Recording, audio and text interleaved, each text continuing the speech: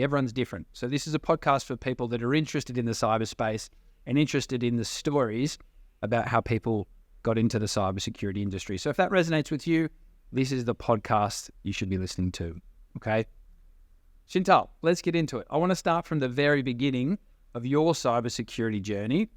Before you decided to join Cyber Revolution, what were you doing for work, and why cybersecurity for you? Yes, thank you, Adam. I have studied master in cybersecurity. I came here in Australia to study master in cybersecurity.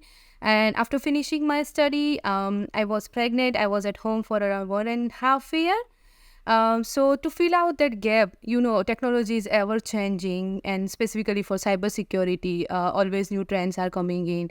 So to get to know about new trends and new technology and lots of new changes in there, I got to know about Cyber Revolution and the certificates you are providing. So that's why I came to Cyber Revolution, and I done those for certifications, specifically for CompTIA cybersecurity analyst, and that helped me a lot to get into my first role.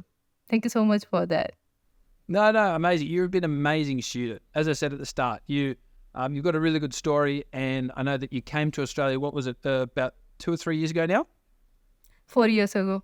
4 years ago. What country did you come from? I come from India. India. Okay. And what was the main reason for moving to Australia? Yeah, the main reason is to study cybersecurity. As I said, I did master in computer application back in India. It was mostly based on software development. It was interesting, but at the time I got to know about lots of news about hacking, and lots of people used to put on status like, my Facebook account is hacked and please ignore if you receive any message. And lots of news about cybersecurity. It interested me a lot, and after that I decided to study further on cybersecurity, and I came here in Australia with the cybersecurity study role.